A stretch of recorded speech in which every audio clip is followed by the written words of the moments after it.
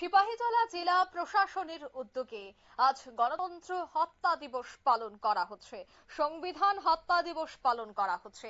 সিপাহীজলা জেলা প্রশাসনের উদ্যোগে বুধবার দুপুরে বিশ্রামগঞ্জ শচীন দেববর্মা স্মৃতি কমিউনিটি হলে সংবিধান হত্যা দিবস উদযাপন। এদিনের অনুষ্ঠানে উপস্থিত ছিলেন সিপাহীজলা জেলা পরিষদের সভাধিপতি সুপ্রিয়া দাস দত্ত, প্রদেশ বিজেপির মুখপাত্র সুব্রত চক্রবর্তী, জেলা উত্তরাংশের বিজেপি সভাপতি বিপ্লব চক্রবর্তী সহ অন্যান্যরা। কংগ্রেস দ্বারা চাপিয়ে দেওয়া জরুরি অবস্থায় অন্ধকার অধ্যায়ের 50তম বছর নিয়ে এদিন সিপাহীজলা জেলা প্রশাসনের উদ্যোগে আয়োজিত সংবিধান হত্যা দিবসের আলোচনা করেন প্রদেশ বিজেপির মুখপাত্র। এদিনের অনুষ্ঠানে জেলা বিভিন্ন স্কুলে ছাত্রছাত্রী সহ যুব শক্তির উপস্থিতি ছিল বেশ লক্ষণীয়। কি বলছেন তারা এই অনুষ্ঠান থেকে, বিশেষ করে প্রদেশ বিজেপির মুখপাত্র সুব্রত চক্রবর্তী, শোনাচ্ছি।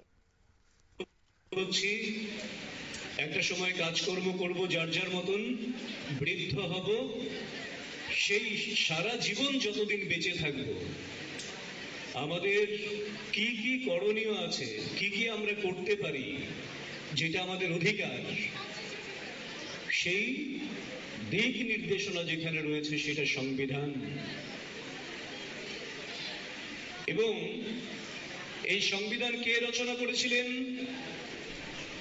কে? বাবা সাহেব ভীমরাও আম্বেদকর।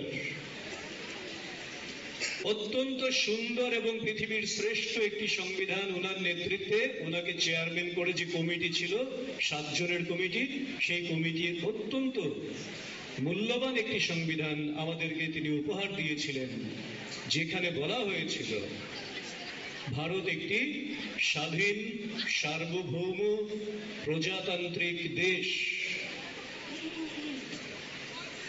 কিন্তু তারপর 1950 সালের পর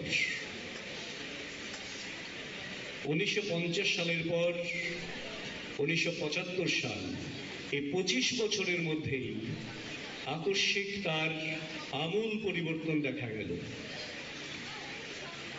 এবং ভারতীয় সংবিধানে যে কথাগুলি বলা হয়েছিল, যে উদ্দেশ্যকে সামনে রেখে সংবিধান তৈরি হয়েছিল, তাকে স্বেচ্ছাচারিতায় ভরে দেওয়ার একটা প্রয়াস 1975 সালে করা হয়েছে।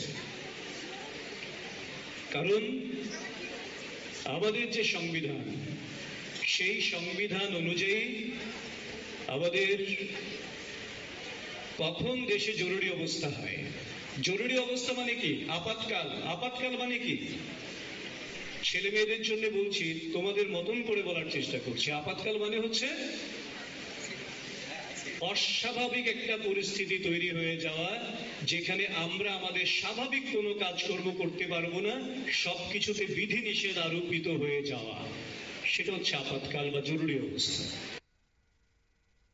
আপনারা শুনলেন মুখ্য বক্তা বিজেপির সুব্রত মুখার্জির বক্তব্য। তিনি বললেন যে বিশ্রামগঞ্জ এই অনুষ্ঠানের মধ্যে, বিশ্রামগঞ্জে যে ইমার্জেন্সি নিয়ে অনুষ্ঠানটির আয়োজন করা হয়েছিল, সেখানে কেন এই ইমার্জেন্সি জারি করা হয়েছিল এবং কেন তাকে কালো অধ্যায় বলা হয়, সেই সময়টাতে কি হয়েছিল, সমস্তটা বিষয় নিয়ে কিন্তু আলোচনা করেন তিনি। নিয়ে নিচ্ছে ছোট একটি বিজ্ঞাপন বিরতি, সঙ্গে থাকুন।